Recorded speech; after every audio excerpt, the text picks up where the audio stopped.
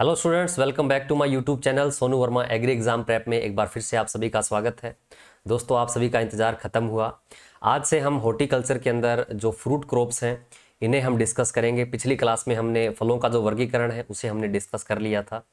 आज जो हमारी फसलों के अंदर जो फलों वाली फसलें हैं उनको हम शुरुआत करेंगे।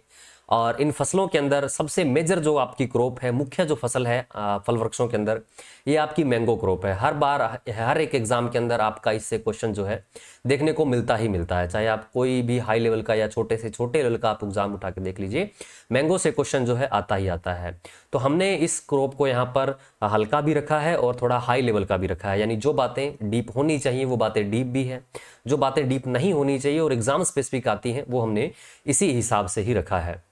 ये को लेक्चर जो है आपका बायलैंग्वेज रहेगा, कंटेंट जो है आपका ये इंग्लिश के अंदर रहेगा। क्लियर है? आपको किसी भी प्रकार की समझने में दिक्कत नहीं होगी।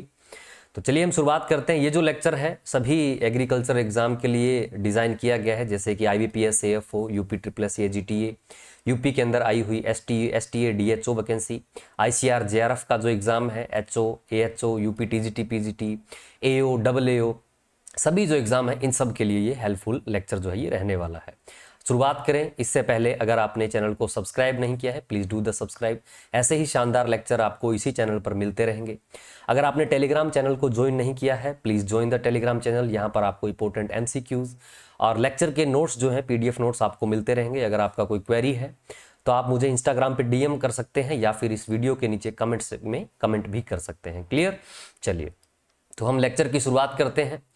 सबसे पहले आम का जो बोटेनिकल जो क्लासिफिकेशन है, जो वानस्पतिक वर्गीकरण है, इसको हम शुरुआत करते हैं। वानस्पतिक वर्गीकरण में देखिए स्टूडेंट्स क्या क्या आ जाता है। उसका बॉटनिकल नेम आ जाता है, उसका फैमिली आ जाता है, उसके अंदर क्रोमोसोम नंबर क्या है, यानी कि जो बोटेनिकल जो बातें हैं, वनस्पति से रिलेटेड जो बातें हैं, ये इसके अंदर आ जाता है बोटेनिकल क्लासिफिकेशन के अंदर। तो आम का जो बॉटनिकल नेम है ये आप सभी जानते हैं, मेंजीफेरा इंडिका होता है। फैमिली का नाम है एनाकार्डियेसी, ये तो सभी जानते हैं, लेकिन इसके दूसरा किस नाम से जाना जाता है, तो एनाकार्डियेसी को पॉइजन ईवी फैमिली के नाम से भी जाना जाता है, ये आप याद रखेंगे। ओरिजिन को लेकर अगर हम बात करें तो इंडिया के अंदर भी इसकी डाइवर्सिटी जो है देखने को मिलती है। और अपना जो साथी देश है ना, साउथ ईस्ट एशियन कंट्री के अंदर बर्मा जो कंट्री है, जिसको अपन म्यांमार भी बोल देते हैं, वहाँ पर भी इसका जो डाइवर्सिटी है ये देखने को मिलता है, काफ़ी वास्ट डाइवर्सिटी देखने को मिलता है। तो इंडिया और बर्मा के अंदर डाइवर्सिटी देखने को मिलता है, इसलिए इसे हम कंबाइंडली इंडो बर्मा जो रीजन है ये बोल देते हैं। क्लियर? इंडो बर्मा रीजन के अंदर आम का ओरिजिन प्लेस जो है ये माना जाता है। क्रोमोसोम नंबर को लेकर बात करें तो आम के अंदर क्रोमोसोम नंबर कितने होते हैं? 2n = 4x = 40 क्रोमोसोम जो है ये देखने को मिलते हैं। एलो पोलीप्लोइडी देखने को मिलती है, लास्ट लेक्चर के अंदर ही हमने ये बात की थी, है ना। एलो टेट्राप्लोइड जो है ये आम होता है। क्लियर? टाइप ऑफ इन्फ्लोरेसेंस को लेकर अगर हम बात करें तो टाइप ऑफ इन्फ्लोरेसेंस जो है आम के अंदर क्या देखने को मिलता है, तो ये पेनिकल देखने को मिलता है। पेनिकल आप इमेजिनरी देख सकते हैं, आपने अंगूर का गुच्छा अच्छी तरह से देखा है ना। अंगूर का जो गुच्छा है ना, उसका भी जो इन्फ्लोरेसेंस है ये यहाँ पर क्या देखने को मिलता है? पेनिकल ही देखने को मिलता है। उसी तरह का गुच्छा आम के अंदर भी देखने को मिलता है, जो फूलों का जो गुच्छा है। क्लियर? इसके अलावा लीची जो होता है ना, इसका भी जो इन्फ्लोरेसेंस टाइप है ये भी यहाँ पर क्या देखने को मिलता है? पेनिकल ही देखने को मिलता है। कुछ सीरियल्स जैसे कि जो राइस है उसके अंदर भी पुष्पक्रम या इन्फ्लोरेसेंस का प्रकार आपको पेनिकल ही देखने को मिलता है। तो आम के अंदर इन पेनिकल का जो इन्फ्लोरेसेंस टाइप है ये पेनिकल होता है। टाइप ऑफ फ्रूट को लेकर बात करें तो टाइप ऑफ फ्रूट यहाँ पर क्या होता है? टाइप ऑफ फ्रूट जो है ये ड्रुप या जिसको अस्थिल बोल दिया जाता है, ये देखने को मिलता है। और एडिबल पार्ट आप जानते हैं आम के अंदर क्या खाया जाता है? मीजोकार्प या फिर मध्य फल भित्ति जो है ये खाया जाता है। आम के अंदर ये जो पार्ट होता है इसे हम क्या बोल देते हैं? मीजोकार्प बोलते हैं, ये खाया जाता है। एपिकार्प जो छिलका होता है, एंडोकार्प जो सीड के साथ अटैच रहता है, तीनों को मिला के पेरिकार्प बोल दिया जाता है या फिर हिंदी में फल भित्ति बोल दिया जाता है। क्लियर? चलिए अनदर नेम को लेकर अगर हम बात करें तो देखो आम को किस किस अनदर नेम से जाना जाता है। इंडिया के अंदर काफी मेजर इंपॉर्टेंट फ्रूट क्रॉप है ना। आम का मौसम आया और हम आम नहीं खाएं भारतीय लोग, ऐसा हो ही नहीं सकता है। तो इससे रिलेटेड कुछ अनदर नेम है, वो यहाँ पर कौन कौन से हैं तो देख लेते हैं। इसे नेशनल फ्रूट ऑफ इंडिया बोला जाता है। भारत का जो राष्ट्रीय फल है ये यहाँ पर कौन सा है? आम ही है। भारत के अंदर या कहीं फलों के अंदर जो राजा जो कंसीडर किया जाता है, किंग जो कंसीडर किया जाता है, ये यहाँ पर किसे बोलते हैं? मैंगो को। और वहीं अगर हम बात करें क्वीन की तो क्वीन यहाँ पर किसे बोला जाता है? मैंगोस्टीन को बोला जाता है। क्लियर? या इसको हिंदी में मैंगोनी के नाम से भी जाना जाता है। देखो आपने लीची भी पढ़ा होगा कि उसे भी क्वीन बोला जाता है, रानी बोला जाता है। तो सब ट्रॉपिकल जो क्लाइमेट है ना, यानी कि उपोष्ण जलवायु जो है, उसकी जो रानी है वो यहाँ पर बिल्कुल नो डाउट कौन सी है, लीची है। लेकिन ओवरऑल अगर आप फ्रूट से पूछा जाए कि रानी कौन है तो मैंगोस्टीन है, या फिर इस तरह से पूछ लिया जाए कि ट्रॉपिकल फ्रूट्स के अंदर क्वीन कौन है, या फिर उष्ण जलवायु के अंदर फलों की रानी कौन है, तो ये मैंगोस्टीन ही है। क्लियर। इसके अलावा इसे बाथरूम फ्रूट बोल दिया जाता है ना, सबके सामने गंदी तरह मुंह को गंदा करके तो नहीं खा सकते हैं, तो अच्छा यही है कि बाथरूम में जाके आसानी से हम खा लेंगे मुंह गंदा वगैरह करके और धो के बाहर आ जाएंगे, तो इसको क्या बोल दिया जाता है, बाथरूम फ्रूट बोल देते हैं। क्लियर। यानी थोड़ा शर्मा के खाना पड़ता है ना, वो सारी हरकतें हम कर सकते हैं अपने एक प्राइवेट एरिया के अंदर, तो घर में तो नहीं कर सकते हैं, तो हम बाथरूम के अंदर कर लेते हैं। ठीक है। एम्बेसडर ऑफ इंडियन फ्रूट्स बोल दिया जाता है इसे। राजदूत यहाँ पर क्या करता है, कोई भी देश का राजदूत है वो किसी अन्य देश के अंदर जाके अपने देश को रिप्रेजेंट करता है। जैसे भारत का राजदूत अमेरिका के अंदर अब क्या कर रहा है, तो वो इंडिया को रिप्रेजेंट कर रहा है, जाहिर सी बात है। ऐसे ही पूरे वर्ल्ड वाइड जब कहीं भी आम खाया जाता है, भारत को छोड़कर पूरे विश्व भर में कभी भी आम खाया जाता है, तो खाने वाला जरूर भारत के बारे में जरूर विचार करता है कहीं ना कहीं, तो वो भारत देश का या भारत के फलों के अंतर्गत ये क्या कर रहा है, एक एम्बेसडर का काम कर रहा है, तो इसलिए इसे एम्बेसडर ऑफ इंडियन फ्रूट्स बोल दिया जाता है। इसके अलावा इसे चॉइसेस्ट फ्रूट ऑफ हिंदुस्तान, यानी हिंदुस्तानियों को चुनिंदा फल इसे बोल देते हैं, जाहिर सी बात है इतना प्रेम है हमें आम को लेकर, तो इसे भारत का चुनिंदा फल भी बोल दिया जाता है। इसके अलावा इसे प्राइड फ्रूट ऑफ इंडिया भी बोलते हैं। भारत के अंदर फलों के अंतर्गत जो शान की जो बात है ना, वो कौन सा फ्रूट है, शान का जो फल बोला जाता है, प्राइड का जो फ्रूट बोला जाता है, ये आम को ही बोला जाता है, हमें गर्व है ना। इसके अलावा इसे प्राइड ऑफ गार्डन भी बोल दिया जाता है, उद्यान का प्राइड या फिर गर्व भी इसे बोल दिया जाता है। इसके अलावा सिंबल ऑफ लव भी इसे कंसीडर किया जाता है, प्रेम का प्रतीक भी इसे माना जाता है। क्लियर। तो ये इसके कुछ अनदर नेम है, अन्य नाम है, इसे आप अच्छे से याद रखेंगे। बाथरूम फ्रूट का बहुत बार पूछा गया है एग्जाम के अंदर कि बाथरूम फ्रूट कौन सा है, तो मैंगो होता है। चलिए अब यहाँ पर कुछ इंपॉर्टेंट जो बातें हैं, जनरल जो बातें हैं, उनको हम डिस्कस कर लेते हैं। यहाँ से भी क्वेश्चन बहुत बार आ जाते हैं। देखिए इंडिया के अंदर अगर हम बात करें कि सर्वाधिक एरिया पर जो लगाया जाने वाला जो फ्रूट है, हाईएस्ट एरिया जो फ्रूट कवर करता है, वो यहाँ पर कौन सा है, मैंगो ही है। प्रोडक्शन के हिसाब से अगर हम देखें कि यानी उत्पादन सबसे ज्यादा कौन से फल का होता है, तो उत्पादन या प्रोडक्शन के अंदर जो लीडिंग फ्रूट है ये यहाँ पर बनाना है। वहीं अगर हम बात करें प्रोडक्टिविटी के अंदर, उत्पादकता के अंदर अगर हम देखें, उत्पादकता क्या होता है, प्रति इकाई क्षेत्र के अंदर कितना उत्पादन हो रहा है, वो उसकी उत्पादकता या प्रोडक्टिविटी होती है। तो उत्पादकता के अंदर अगर हम बात करें लीडिंग फ्रूट कौन सा है, तो ऐसे में लीडिंग फ्रूट जो है ये पपाया है। और सर्वाधिक क्षेत्रफल के अंदर, सबसे ज्यादा एरिया के अंदर लगाया जाने वाला जो फल है ये यहाँ पर आम है, तो याद रखना है। सबसे ज्यादा आम का जो उत्पादन है पूरे विश्व भर में, ये यहाँ पर कौन सा देश करता है, अपना प्यारा इंडिया ही, भारत देश ही सबसे ज्यादा उत्पादन करता है। और पूरे विश्व भर का लगभग 41% जो आम का उत्पादन है ये केवल इंडिया ही प्रोड्यूस करता है। पूरे विश्व भर में टोटल आम उत्पादन का 41% भारत ही उत्पादित करता है, तो काफी बड़ा जो प्रोडक्शन के अंदर शेयर है ये यहाँ पर देखने को मिलता है।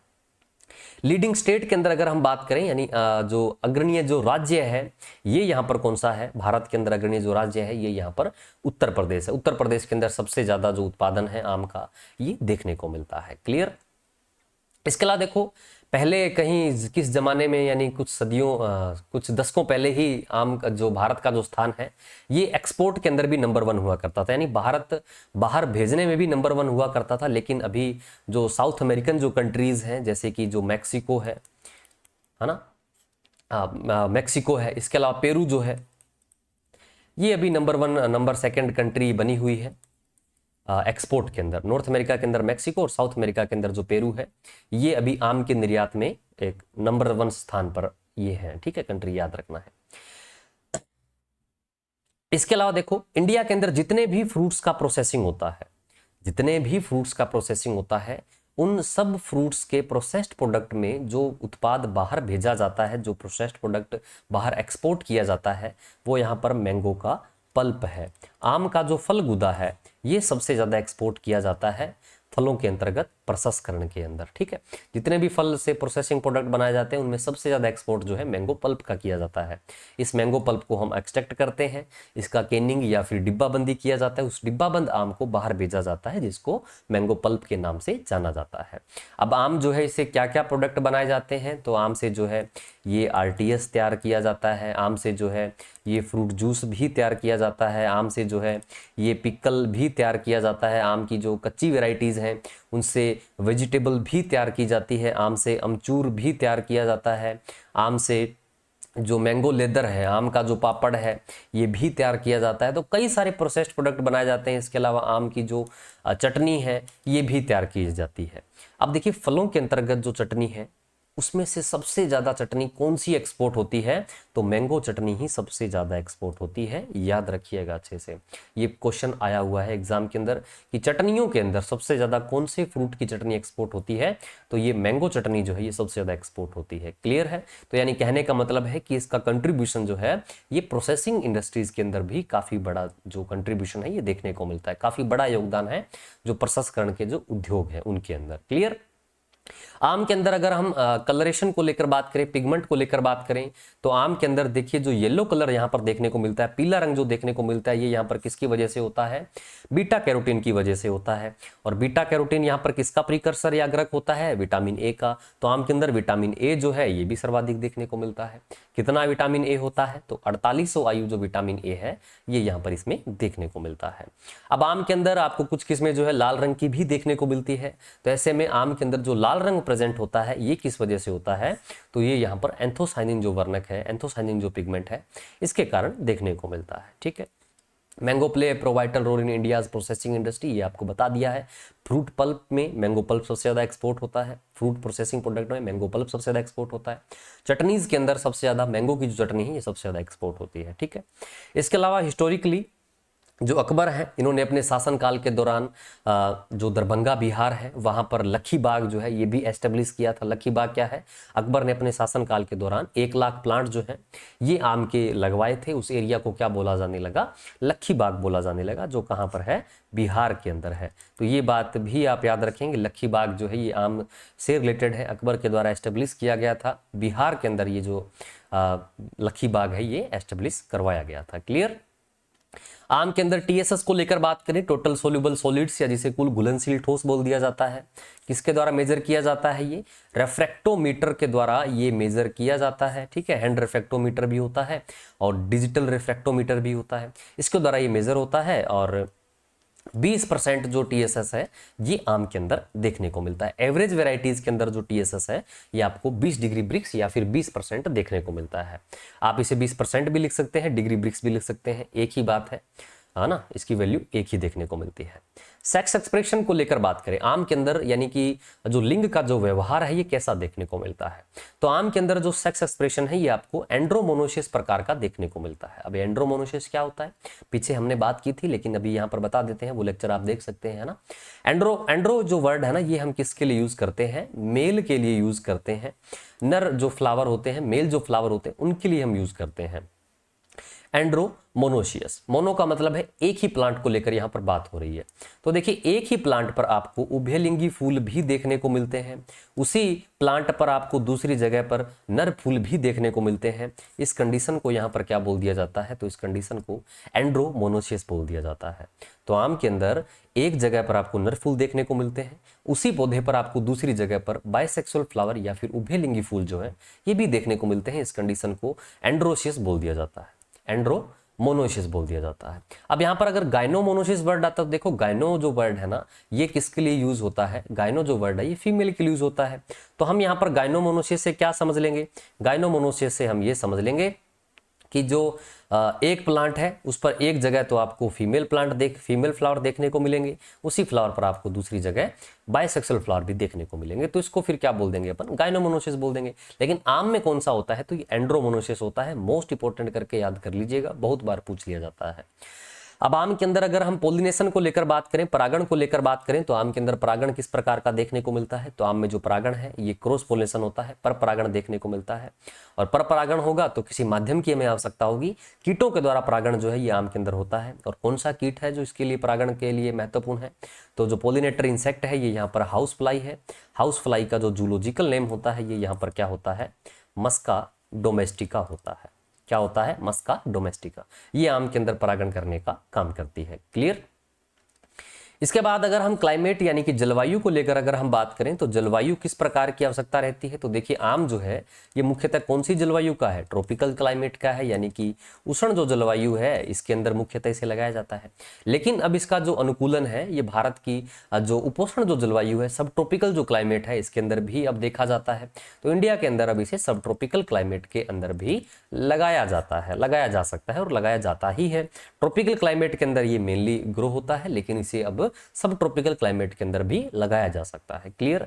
एनुअल रेनफॉल को लेकर अगर हम बात करें, वार्षिक वर्षा कितनी होनी चाहिए कम से कम उस क्षेत्र के अंदर जहां पर हम आम को लगा रहे हैं, तो उसका वार्षिक जो वर्षा है ये यहाँ पर 890 से लेकर 1015 mm का जो एनुअल रेनफॉल है ये यहाँ पर होना चाहिए। इस क्षेत्र पर आम की जो खेती है ये आसानी से की जा सकती है। अगर हम बात करें तापमान को लेकर, ओवरऑल टेम्परेचर को लेकर अगर हम बात करें, औसतन तापमान जो आम के लिए बढ़िया होता है ये यहाँ पर कितना होता है, 24 से लेकर 27 डिग्री सेल्सियस जो तापमान है ये आम के अंदर औसतन तापमान होता है, 24 से लेकर 27 डिग्री सेल्सियस, ये यहाँ पर सबसे बढ़िया तापमान जो है ये माना जाता है। अब जो लो टेम्परेचर है, कितना लो टेम्परेचर, 13 से लेकर 19 डिग्री सेल्सियस का जो टेम्परेचर है ये यहाँ पर फ्लावर बड डिफरेंशिएशन के लिए बढ़िया है। पुष्प कलिकाओं के निर्माण के लिए जो सबसे उपयुक्त तापमान है ये थोड़ा कम तापमान की आवश्यकता होती है। इसमें फरवरी मार्च के दौरान ही आपको पुष्पन जो है देखने को मिलता है, तो फरवरी मार्च के दौरान थोड़ा कम तापमान देखने को मिलता है आपको, है ना, रात के समय या सुबह की तुलना में तापमान जो आपको कम देखने को मिलता है। तो कम तापमान जो है पुष्पन के लिए काफी महत्वपूर्ण होता है आम के अंदर। इसके अलावा जब पुष्पन है उस समय रेनफॉल या बारिश नहीं होनी चाहिए, अदरवाइज क्या हो सकता है कि जो पुष्प है, जो पेनिकल है, उसके अंदर सड़न पैदा हो सकती है, इन्फ्लोरेसेंस रोट जैसे जो डिजीज है वो इसके अंदर डेवलप हो सकते हैं, विकसित हो सकते हैं। तो आम के अंदर पुष्पन के समय बारिश होना जो है ये काफी ज्यादा नुकसानदायक होता है। सोइल को लेकर बात करें, सैंडी लोमी बलुई दोमट मिट्टी जो है इसके लिए बढ़िया होती है।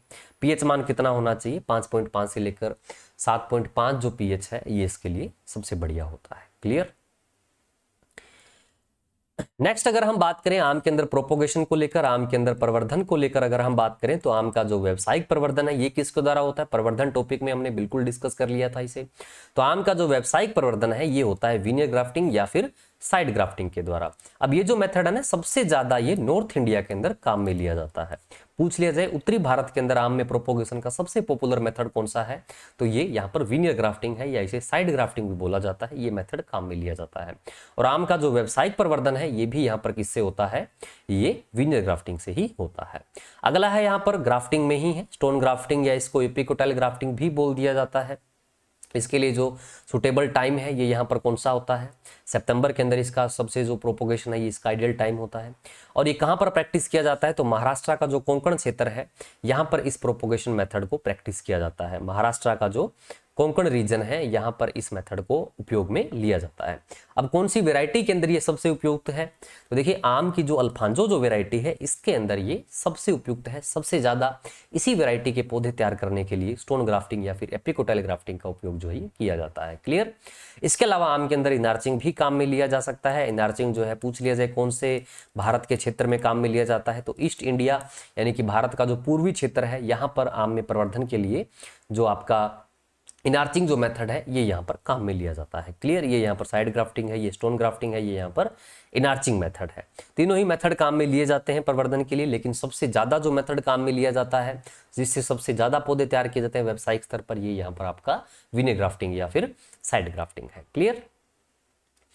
अब अगर हम बात करें जो कलम है या जो रूट स्टॉक है या जो मेनली जो कलम है ना, उनके अंदर अगर हमें रूट का इनिशिएशन करना है तो ऐसे में किस मेथड का यहाँ पर यूज लिया जाता है, तो ऐसे में बॉटम हीट रूट टेक्निक जो है इसका यूज यहाँ पर लिया जाता है।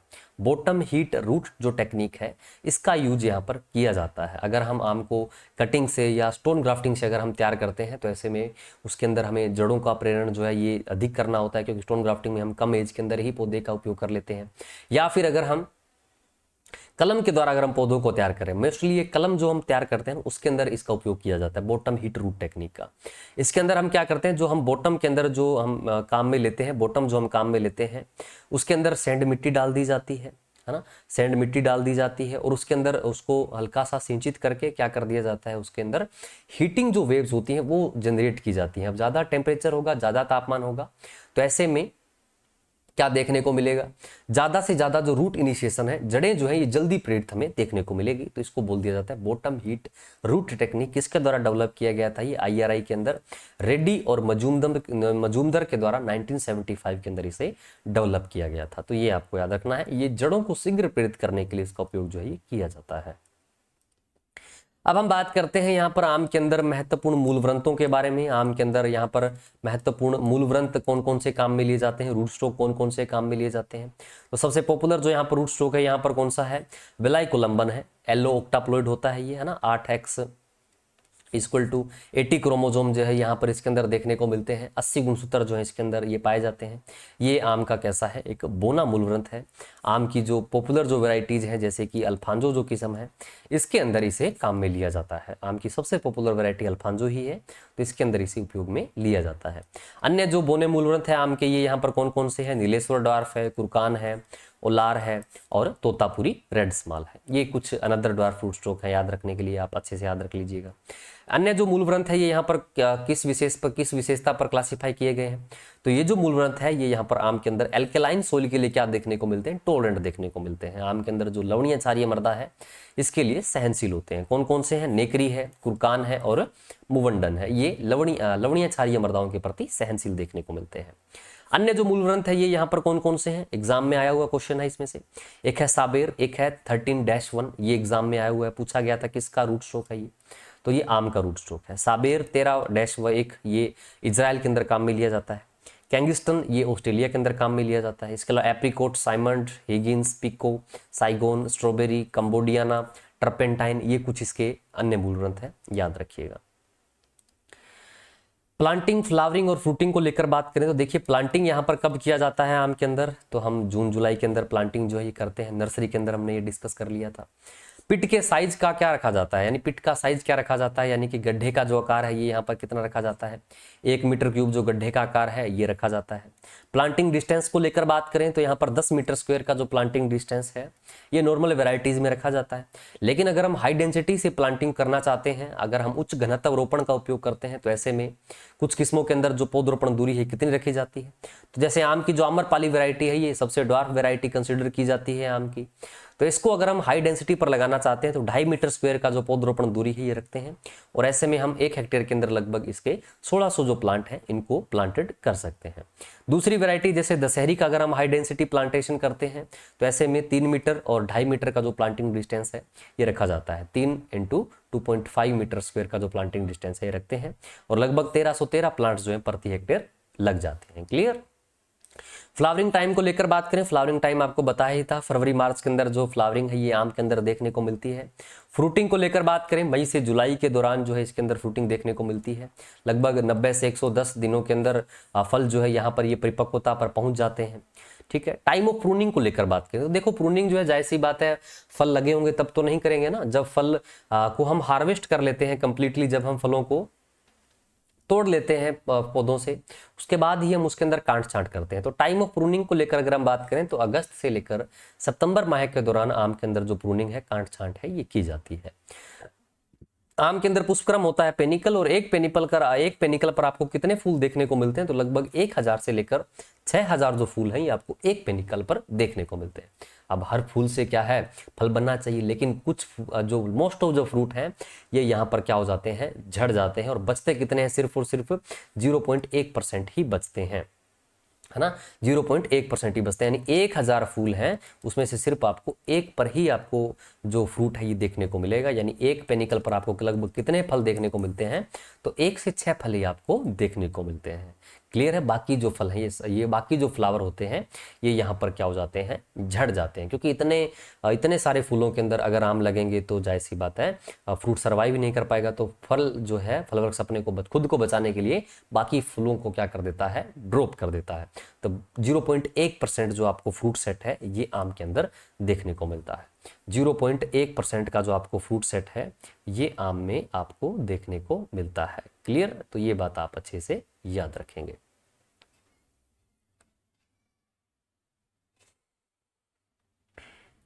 क्लियर अभी। चलिए नेक्स्ट अगर हम बात करें आम के अंदर परफेक्ट फ्लावर को, यानी कि परफेक्ट फ्लावर बोले तो बाइसेक्सुअल फ्लावर किसके अंदर कितने देखने को मिलते हैं? तो बाइसेक्सुअल फ्लावर के अंदर अगर हम बात करें,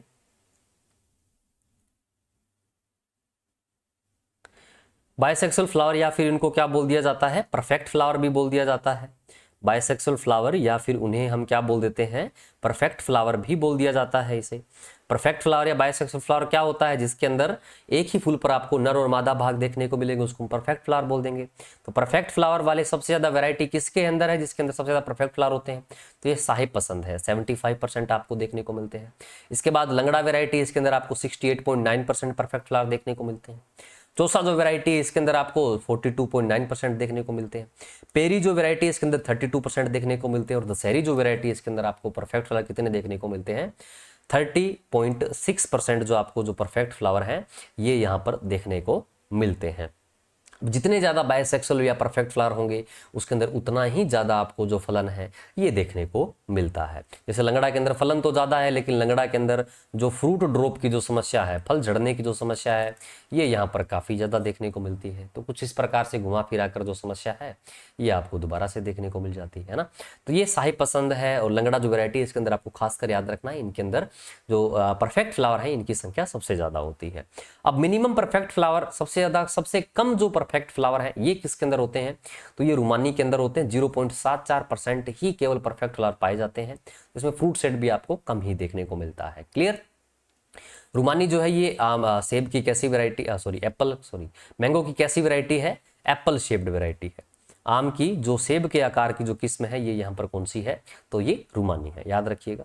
और कोई एक एवरेज अगर हम देखें कि हर्माफ्रोडाइट फ्लावर कितने देखने को मिलते हैं किसी भी आम की वैरायटी में, तो आपको लगभग 10% जो हर्माफ्रोडाइट फ्लावर हैं या जो परफेक्ट फ्लावर हैं या जिसे हम उभयलिंगी फूल भी बोल देते हैं, ये आपको देखने को मिलते हैं। एवरेज जो परफेक्ट फ्लावर पाए जाते हैं ये 10% के आसपास देखने को मिलते हैं। क्लियर?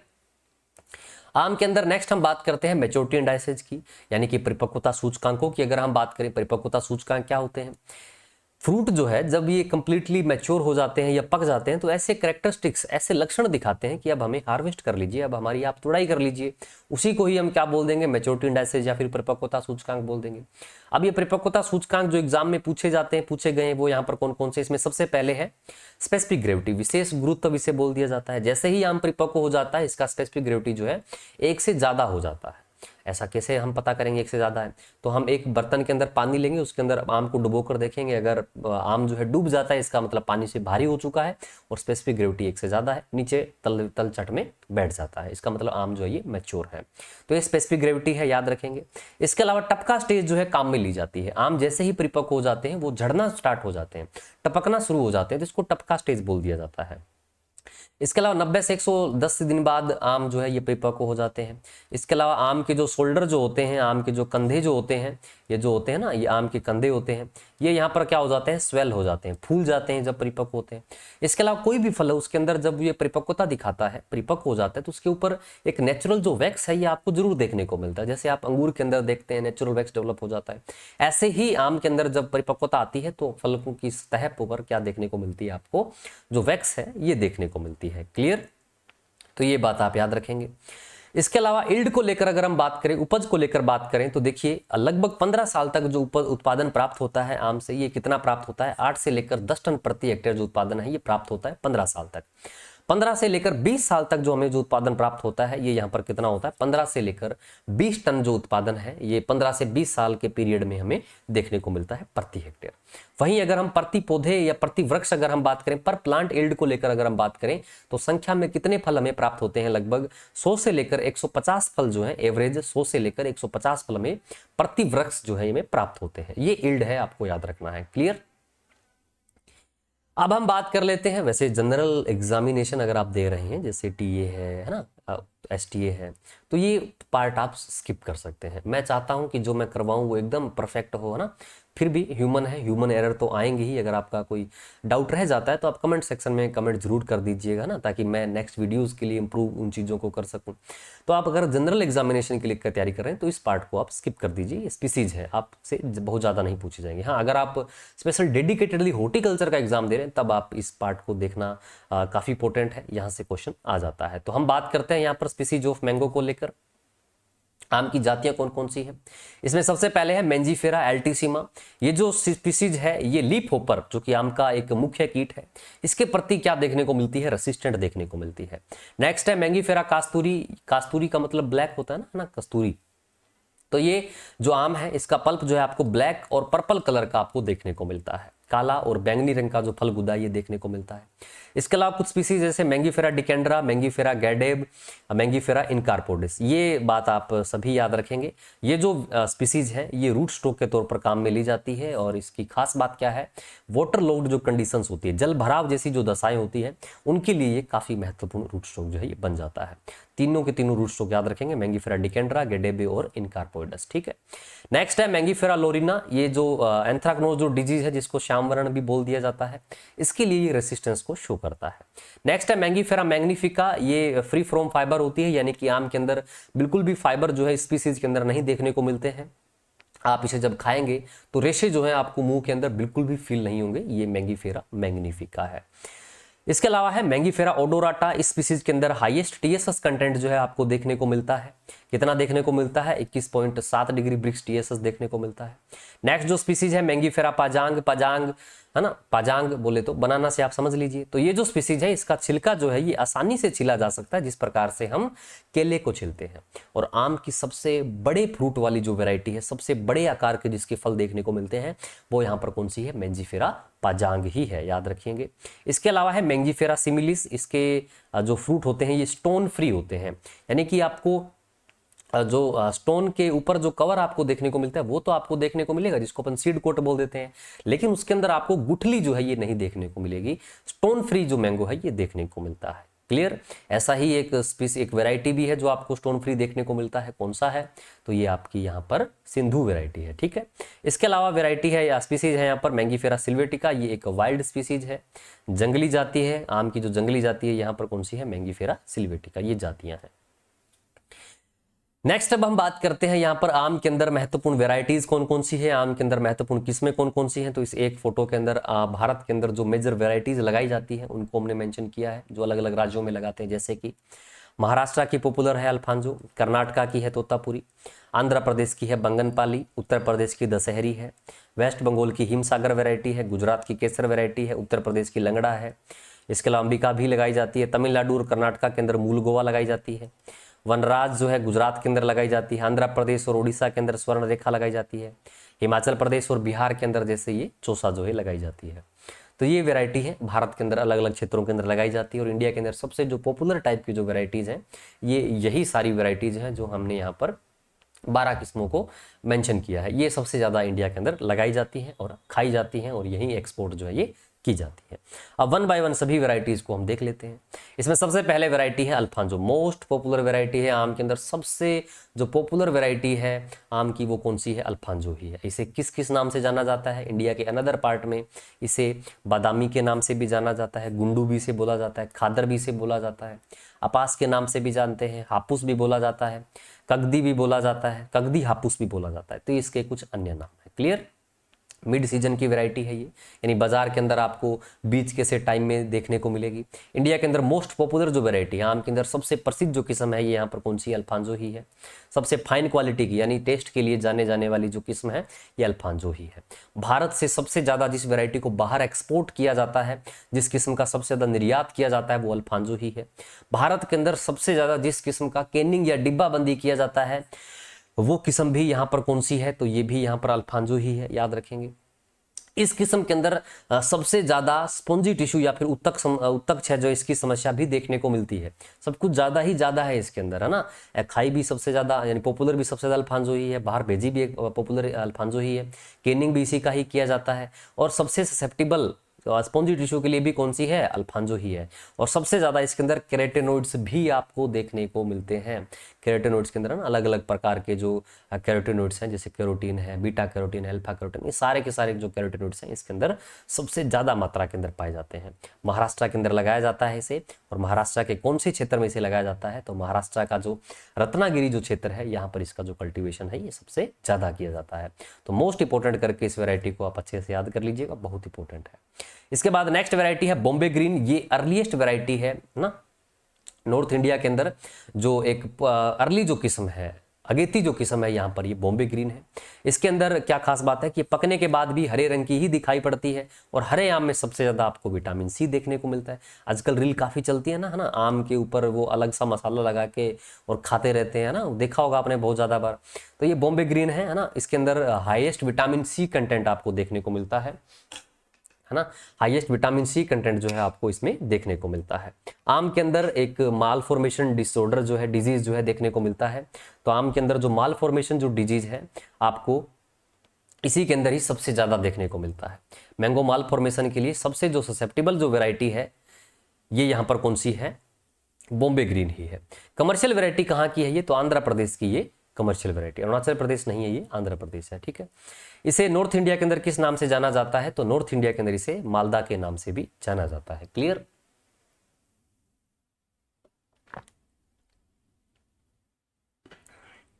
नेक्स्ट जो वेराइटी है ये यहां पर कौन सी है, बंगनपाली। चप्पा के नाम से भी जानते हैं, सफेदा के नाम से भी जाना जाता है, बानाशन के नाम से भी जाना जाता है और इसे चपाई के नाम से भी जाना जाता है। आंध्र प्रदेश और तमिलनाडु के अंदर दोनों में ही ये क्या है, कमर्शियल वेराइटी है, याद रखेंगे। इसके बाद है चौसा वेराइटी। लेट वेराइटी है, बाजार के अंदर सबसे लास्ट में देखने को मिलती है। उत्तर भारत के अंदर काफी प्रसिद्ध किस्म है, नॉर्थ इंडिया में काफी पॉपुलर वेराइटी है। भारत के अंदर जो सबसे मीठी जो वेराइटी है वो यहाँ पर कौन सी है, चौसा है। तो हम शुरू में ही आम खाकर पूरा पेट भर लेते हैं ना, मन भर लेते हैं अपने, लास्ट तक वेट नहीं करते। लास्ट तक वेट करना चाहिए क्योंकि फिर आता है चौसा आम जो कि हमें सबसे मीठा जो है ये देखने को मिलता है। क्लियर। इसके बाद है दशहरी वैरायटी, छोटा ही देखने को मिलता है, मिड सीजन की वैरायटी है, बीच के से टाइम में आती है ये और पॉपुलर है नॉर्थ इंडिया के अंदर, काफी पॉपुलर, राजस्थान में भी काफी ग्रो की जाती है ये, ठीक है। इसके बाद वैरायटी है फजरी या फिर इसको फजली के नाम से भी जाना जाता है। उत्तर प्रदेश, बिहार, वेस्ट बंगाल जैसे जो स्टेट है यहाँ पर लगाया जाता है इसे। और याद रखना है फजरी जो है ये एक लेट सीजन वैरायटी है, पछेती किस्म है, ठीक है। इसके बाद है फर्नांडिन वैरायटी, और मुंबई के अंदर या फिर बॉम्बे के अंदर कहें सबसे जो ओल्डेस्ट जो वैरायटी है, सबसे पुरानी किस्मों में से कोई एक किस्म है बॉम्बे के अंदर या मुंबई के अंदर, तो ये यहाँ पर कौन सी है, फर्नांडिन है। इसके बाद है हिमसागर, ये बंगाल से इंडिजिनस वैरायटी है, यानी इसका जो उत्पत्ति हुआ है ये यहाँ पर कहाँ से हुआ है, बंगाल से हुआ है, तो ये बात याद रखेंगे। इसके बाद है केसर वैरायटी, काफी इंपॉर्टेंट वैरायटी है, गुजरात का ये व्यवसाय किस्म है, गुजरात के अंदर इसे सबसे ज्यादा लगाया जाता है। जो सेफ्रोन का जो आपको फ्लेवर जो है ये आपको देखने को मिलता है, केसर की तरह जो इसमें स्वाद है ये इसमें देखने को मिलता है। जो जाहिर सी बात है इस वैरायटी से अगर हम कोई उत्पाद बनाएंगे तो उसके अंदर भी तो हमें उसका जो अलग सा जो फ्लेवर है वो देखने को मिलेगा। तो ये प्रोसेसिंग क्वालिटी के लिए काफ़ी बढ़िया है, तो प्रोसेसिंग क्वालिटी इसमें बढ़िया देखने को मिलती है। अब ऐसा अगर हम बाहर लोगों को खिलाएंगे तो जाहिर सी बात है वो डिमांड तो करेंगे ही, तो ये एक एक्सपोर्ट वेरायटी भी है, इस वेरायटी को बाहर भी भेजा जाता है। इंपॉर्टेंट क्वेश्चन है, गुजरात की ये काफ़ी इंपॉर्टेंट वेरायटी है, अच्छे से याद रखना है। इसके बाद लंगड़ा, नॉर्थ इंडिया के अंदर काफ़ी पॉपुलर है और इसके अंदर फल झड़ने की जो समस्या है ये काफ़ी ज़्यादा देखने को मिलती है। आपको बताया था इसके अंदर 69.8% जो आपको बाइसेक्सुअल फ्लावर है ये इसमें देखने को मिलते हैं। क्लियर। इसके बाद है मैनकुर्द वैरायटी, ये गोवा के अंदर कमर्शियल वैरायटी है, गोवा की व्यवसाय की समय ये मूल गोवा, ये साउथ इंडिया के अंदर काफ़ी प्रसिद्ध वैरायटी है। और साउथ इंडिया वाले बोल रहे हैं कि जी हमें अल्फांजो की जरूरत नहीं है, हमारे पास खुद का अल्फांजो है और उसका नाम क्या है, मूल गोवा है। तो अल्फांजो साउथ इंडिया किसको बोला जाता है, मूल गोवा को बोलते हैं। इसके बाद है नीलम, ये वैरायटी जो है तमिलनाडु के अंदर काफ़ी पॉपुलर वैरायटी है, रेगुलर बियरर वाली वैरायटी है, यानी लगातार फलन देने वाली किस्म है ये, है ना, इसके अंदर अल्टरनेट बियरिंग नहीं देखने को मिलती है। लेट सीजन वैरायटी है ये, कैसी वैरायटी है, लेट सीजन यानी पछेती किस्म है। इसके बाद वैरायटी है लाल सिंदूरी, आम के अंदर काफ़ी मेजर डिजीज है जिसको बोला जाता है पाउडरी मिल्ड्यू या फिर जिसको चूर्नी फफूंद रोग भी बोला जाता है। तो चूर्नी फफूंद रोग के लिए जो आम की जो रेसिस्टेंट वैरायटी है, जो प्रतिरोधी जो किस्म है ये यहाँ पर कौन सी है, तो ये है आपकी लाल सिंदूरी। इसके बाद है स्वर्ण रेखा, आंध्र प्रदेश की ये कमर्शियल वैरायटी है, आंध्र प्रदेश के अंदर इसे सबसे ज़्यादा जो है ये ग्रो किया जाता है, ठीक है। नेक्स्ट जो किस्म है ये है रोजिका। रोजिका की खास बात क्या है, तो रोजिका जो वैरायटी है इसे म्यूटेशन के द्वारा डेवलप किया गया है, इसे म्यूटेशन के द्वारा डेवलप किया गया है, उत्परिवर्तन के द्वारा जो डेवलप की गई जो किस्म है ये यहाँ पर कौन सी है, तो ये आपकी यहाँ पर रोजिका वैरायटी है। तो इस वैरायटी को भी आप अच्छे से याद रखेंगे। काफी इंपॉर्टेंट बात है, ये बहुत बार कोई एग्जाम में क्वेश्चन पूछा हुआ है। नेक्स्ट वनराज, ये भी गुजरात के अंदर पॉपुलर है, आपको बताया था पीछे इमेज में। जर्दालू, ये यहाँ पर इंडिजिनस टू वेस्ट बंगाल, वेस्ट बंगाल से इसका उत्पत्ति जो है ये देखने को मिलता है, वेस्ट बंगाल के अंदर ही पॉपुलर वैरायटी है ये।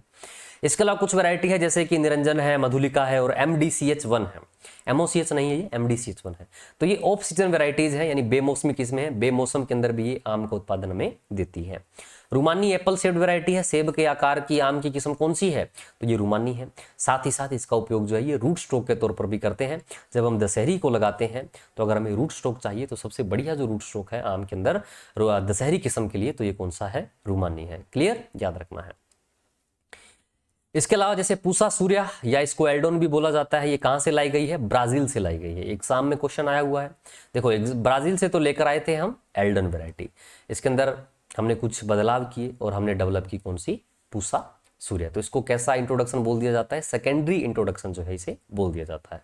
जैसा था वैसे का वैसा ही लगा लिया तो प्राइमरी इंट्रोडक्शन बोल देते हैं, है ना। लेके आई, उसमें कुछ बदलाव किए, हमारी क्लाइमेट के अकॉर्डिंग, हमारी जलवायु के अनुसार हमने उसको बदलाव किया, फिर हमने लगाया तो उसको फिर सेकेंडरी इंट्रोडक्शन बोल दिया जाता है। क्लियर। इसके अलावा पंचचंद्रा है, सदाबहार है। सदाबहार राजस्थान के किसान के द्वारा डेवलप की गई है, जिनका नाम है किसान सुमन के द्वारा डेवलप की गई है ना। अभी जो साल पहले ही एक एग्जीबिशन हुआ था, वहां पर इनको पुरस्कार भी दिया गया था। सदाबहार की खास बात क्या है कि साल के अंदर ये 3 बार आम जो है देती है, 3 बार जो है आम जो है ये हमें देती है। तो अगर हम इसको गृह वाटिका के अंदर लगाएंगे तो जाहिर सी बात है हर मौसम आम देखने को मिलेगा, माजा स्लाइस ट्रोपिकाना की भी जरूरत नहीं पड़ेगी। ठीक है, तो सदाबहार वैरायटी है, याद रखना है। इसके अलावा कोंकण सम्राट है, साहेब पसंद। साहेब पसंद याद रखना है, सबसे ज्यादा TSS जो है साहेब पसंद में ही देखने को मिलता है, 27% के आसपास। इसके अलावा जेवियर है, इसमें TSS जो है 24.8% देखने को मिलता है। ठीक है, रोजिका बता दी है, म्यूटेशन से डेवलप की गई है। रामकेला, ये जो वैरायटी है ये पिकलिंग के लिए बढ़िया है, यानी अचार बनाने के लिए कोई आम की किस्म बढ़िया है तो यहाँ पर कौन सी है, रामकेला है। गुलाब खास, रोज फ्लेवर आपको देखने को मिलता है, गुलाब की जो सुगंध है, गुलाब जैसा जो स्वाद है ये इसके अंदर देखने को मिलता है। बादामी जो है ये कर्नाटका का ओनर अल्फांजो है, कर्नाटका का खुद के पास अल्फांजो है अपना और उसका नाम क्या है, बादामी है। तो ये बात भी आप अच्छे से याद रखेंगे। आम के अंदर किस्मों का अंत नहीं है, लेकिन फिर भी जो इंपॉर्टेंट वेराइटीज हैं केवल हम उनको ही डिस्कस कर रहे हैं। क्लियर। अनदर वेराइटीज में बात करें तो Raspuri, Akshay, vanilla, Jahangir, Totapuri, Pairi, ice cream, Haden, ये कुछ अन्य किस्में हैं। क्लियर। नेक्स्ट अब हम बात करते हैं यहाँ पर आम की अब कुछ हाइब्रिड वेराइटीज के बारे में। आम की जो संकर जो किस्में हैं उनको हम बात करते हैं, वो यहाँ पर कौन कौन सी है जिनको संकरण के द्वारा डेवलप किया गया है, वो है यहाँ पर इसमें सबसे पहले है मल्लिका। मल्लिका को कौन से 2 पेरेंट के बीच में क्रॉस करवा के डेवलप किया गया है, तो नीलम और दशहरी के बीच में क्रॉस करवा के मल्लिका को डेवलप किया गया है। IRI के अंदर इसे डेवलप किया गया है और IRI के द्वारा कोई आम की जो पहली किस्म डेवलप की गई है तो वो यहाँ पर कौन सी है, मल्लिका ही है। आम की पहली वैरायटी जिसे IRI के द्वारा डेवलप किया गया है तो वो यहाँ पर कौन सी है, मल्लिका ही है। इसके अंदर सबसे ज़्यादा जो विटामिन A कंटेंट है आपको देखने को मिलता है, विटामिन A जो है ये सबसे ज़्यादा आपको मल्लिका में ही देखने को मिलता है। क्लियर। इसके बाद है आम्रपाली वैरायटी। आम्रपाली को किसके बीच में क्रॉस करवा के डेवलप किया गया है, तो दशहरी और नीलम के बीच में क्रॉस करवा के डेवलप किया गया है। DNA से आप इसे याद रख सकते हैं, दशहरी नीलम से बनी आम्रपाली। सबसे ड्वार्फ वैरायटी है, किचन गार्डनिंग के लिए सबसे सुटेबल वैरायटी है। आम के अंदर हाई डेंसिटी प्लांटिंग के लिए सबसे सुटेबल वैरायटी है। पौधरोपण दूरी जो है ये 2.5 मीटर स्क्वायर रखा जाता है। कितने प्लांट प्रति हेक्टेयर लग जाते हैं, तो 1600 पौधे जो है प्रति हेक्टेयर लग जाते हैं। दोनों ही किस्में जो है RN सिंह के द्वारा डेवलप की गई है। आम के अंदर दोनों ही जो किस्में हैं ये RN सिंह के द्वारा विकसित की गई, याद रखेंगे। इसके बाद है सिंधु वैरायटी। सिंधु वैरायटी के पेरेंट कौन कौन से हैं, रत्ना और अल्फांजो से डेवलप की गई है। स्पॉन्जी टिश्यू की इसके अंदर समस्या नहीं देखने को मिलती है। स्पॉन्जी टिश्यू बोले तो उत्तक क्षय की इसमें समस्या बिल्कुल भी नहीं होती है। और ये आम की कैसी वैरायटी है, सीडलेस वैरायटी है। आम की कैसी वैरायटी है, बीज रहित किस्म है। इसके अंदर स्टोन जो ये नहीं देखने को मिलता, ये बात याद रखेंगे। और पल्प टू स्टोन रेशो इसके अंदर कितना होता है, 26:1 होता है। 26:1 जो है आपको स्टोन रेशो देखने को मिलता है। इसमें लिख लीजिएगा, देखो ये सीडलेस वैरायटी है, ठीक है, बीज रहित किस्म। इसके बाद है रत्ना वैरायटी, नीलम और अल्फांजो के बीच में क्रॉस करवा के डेवलप की गई है। ये भी जो किस्म है यहाँ पर आपको स्पॉन्जी टिश्यू या फिर उत्तक क्षय के प्रति क्या देखने को मिलती है, रेसिस्टेंट या फिर उससे मुक्त देखने को मिलती है। नेक्स्ट है अंबिका, या इसको CISH1 के नाम से भी जानते हैं। कहाँ से डेवलप की गई है? सेंट्रल इंस्टीट्यूट ऑफ सब ट्रॉपिकल हॉर्टिकल्चर। कहाँ है ये? लखनऊ उत्तर प्रदेश से डेवलप की गई है। आम्रपाली और जनार्दन पसंत के बीच में क्रॉस करवा के इसे डेवलप किया गया है। इसके बाद है साई सुगंधा, तोतापुरी और केसर के बीच में क्रॉस करवा के डेवलप किया गया है, याद रखना है। अर्का अनमोल, अर्का वाली वैरायटी कहाँ से डेवलप होती है भाई? तो अर्का वाली वैरायटी IIHR हसरगट्टा बेंगलोर से डेवलप होती है, ठीक है। तो ये वैरायटी, इस वैरायटी का क्रॉस क्या है? अल्फांजो एंड जनार्दन पसंत के बीच में क्रॉस करवा के डेवलप की गई है। देखो आम की जो भी अर्का से वर्ग की वैरायटी जो डेवलप की गई है, सारी की सारी उत्तक क्षय या फिर स्पॉन्जी टिश्यू के लिए आपको रेसिस्टेंट देखने को मिलती है, ठीक है। अर्का अरुणा बंगनपाली और अल्फांजो के बीच में क्रॉस करवा के डेवलप की गई है। अर्का नीलकिरण अल्फांजो और नीलम के बीच में क्रॉस करवा के डेवलप की गई है। अर्का पुनीत अल्फांजो और बंगनपाली के बीच में क्रॉस करवा के डेवलप की गई है। अर्का उदय अमरपाली और अर्का अनमोल के बीच में क्रॉस करवा के डेवलप की गई। ये अर्का वाली वैरायटी है, सारी की सारी आपको ये बात याद रखने की जरूरत नहीं है कि ये फ्री फ्रॉम स्पॉन्जी टिश्यू है, ठीक है। तो सारी की सारी स्पॉन्जी टिश्यू के लिए प्रतिरोधी ही आपको देखने को मिलती है। इसके बाद है प्रभाशंकर। भारत के अंदर, इंडिया के अंदर पहली जो हाइब्रिड वैरायटी थी, पहली जो संकर किस्म थी इंडिया के अंदर आम की, ये कौन सी है? प्रभाशंकर है। और इसका क्रॉस क्या था? बॉम्बे ग्रीन इनटू काले पेटी। तो ये बात आपको याद रखनी है। अनदर जो हाइब्रिड वैरायटी, अन्य जो संकर किस्में वो कौन कौन सी है? तो यहाँ पर है अरुणिका, पूसा पीताम्बर, पूसा लालिमा, पूसा प्रतिभा, पूसा अरुणिकमा और इसके अलावा पूसा श्रेष्ठा। ये कुछ इंपॉर्टेंट किस्में हैं जो अन्य हाइब्रिड या संकरण के द्वारा विकसित की गई हैं। क्लियर? तो ये यहाँ पर आम की अब जो किस्में हैं ये कंप्लीट हो जाती है ना, आखिरकार पूरी हुई। इसके बाद हम यहाँ पर बात करते हैं आम के अंदर महत्वपूर्ण फिजियोलॉजिकल डिसऑर्डर। यहाँ पर बात करते हैं नेक्स्ट, आम के अंदर महत्वपूर्ण लगने वाले फिजियोलॉजिकल डिसऑर्डर। फिजियोलॉजिकल डिसऑर्डर भी आम के काफी इंपॉर्टेंट है, बहुत बार क्वेश्चन जो है आ जाता है, तो ये बात आपको याद रखनी है। फिजियोलॉजिकल डिसऑर्डर में सबसे पहले है ब्लैक टिप। ब्लैक टिप को हिंदी में क्या बोला जाता है? तो इसको काला शीर्ष रोग भी बोला जाता है। अन्य नाम क्या क्या है? तो इसको चिमनी डिजीज भी बोलते हैं, कोयली रोग भी बोला जाता है, कोयल पेडा डिजीज भी बोला जाता है, गडल नेक्रोसिस के नाम से भी जानते हैं, टेपर टिप के नाम से भी जाना जाता है और टिप रोट के नाम से भी जाना जाता है।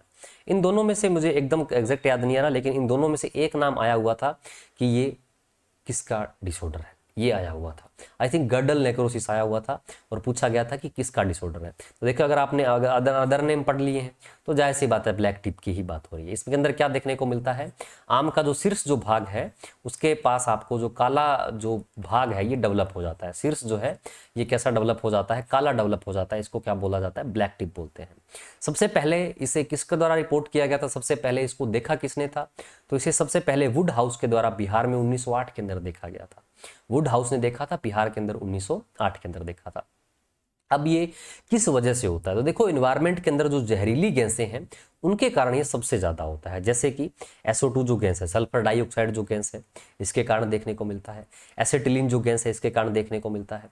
कार्बन मोनोऑक्साइड जो गैस है इसके कारण देखने को मिलता है। और जो फ्लोराइड जो गैस है इसके कारण आपको देखने को मिलता है। एनवायरनमेंट में अगर वातावरण में अगर जहरीली गैसों का उत्सर्जन ज्यादा हो रहा है तो ऐसे में जो आम के अंदर जो ब्लैक टिप है ये आपको देखने को मिलेगा। या तो अभी कैसे किस प्रकार से देखने को मिलेगा?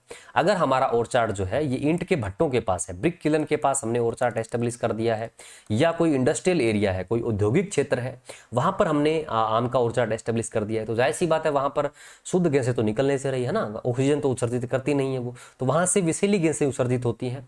तो ऐसे में आम के अंदर इन जहरीली गैसों की वजह से काला शीर्ष जो विकार है ये देखने को मिल जाता है। तो कोयले की तरह काला होता है ये, है ना, तो इसको कोयले डिजीज बोल देते हैं। चिमनी के पास लगाने से ज्यादा होता है तो इसको चिमनी डिजीज बोल दिया जाता है। तो ये बातें आपको याद रखनी है। जहरीली गैसों की वजह से जो विकार होता है वो यहाँ पर कौन सा है? तो ये ब्लैक टिप है। SO2 गैस इसके लिए सबसे इंपॉर्टेंट रिस्पॉन्सिबल है, ये आपको याद रखनी है। अब ब्लैक टिप के लिए जो सबसे जो ससेप्टेबल वैरायटी है, सबसे ज्यादा जो संवेदनशील किस्म है वो यहाँ पर कौन सी है? तो ये यहाँ पर दशहरी है, इस बात को याद रखना है। कंट्रोल के लिए हम क्या कर सकते हैं? देखो पोषक तत्वों की कमी में ना ये किसकी वजह से होता है? बोरोन की कमी से भी होता है। अगर पोषक तत्व की कमी है तो ये बोरोन की वजह से देखने को मिलता है। तो बोरोन की कमी को पूरा करने के लिए हम बोरेक्स का छिड़काव कर सकते हैं, 0.6% छिड़काव कर सकते हैं। या अगर औद्योगिक क्षेत्रों के पास लगाने से हो रहा है तो हम 1 किलोमीटर दूरी पर हमारा जो ओरचार्ड है उसको एस्टेब्लिश करते हैं, है ना। या फिर जो ब्रिक किलन है उनको बहुत अधिक ऊंचाई पर होना चाहिए, वहां पर हम एस्टेब्लिश कर सकते हैं। तो कहने का मतलब है उसके आसपास नहीं होना चाहिए, उससे दूर ही होना चाहिए, तो ही आम के अंदर फायदा है। ये ब्लैक टिप है, इसको काला शीर्ष बोल देते हैं। इसके बाद नेक्स्ट जो यहाँ पर विकार है ये है स्पॉन्जी टिश्यू, इसको उत्तक क्षय भी बोला जाता है ना, उत्तक क्षय भी बोला जाता है। सबसे पहले किसके द्वारा रिपोर्ट किया गया था? चिम्मा और धानी के द्वारा इसे सबसे पहले रिपोर्ट किया गया था। और कब रिपोर्ट किया गया था? तो 1934 के अंदर इस सबसे पहले रिपोर्ट किया गया था। 1934 के अंदर इस जो विकार है इसे सबसे पहले देखा गया था आम के अंदर। आम का जो इसमें जो पल्प होता है ये यहाँ पर कैसा हो जाता है? स्पॉन्जी हो जाता है ना, गुदगुदा जैसा, गुदगुदी जैसा जो फ्रूट पल्प है ये आपको देखने को मिलता है। टिश्यू जो है उत्तक जो है वो स्पॉन्जी हो जाते हैं, है ना, नरम हो जाते हैं, मुलायम हो जाते हैं, तो ये स्पॉन्जी टिश्यू है। किसकी वजह से देखने को मिलता है?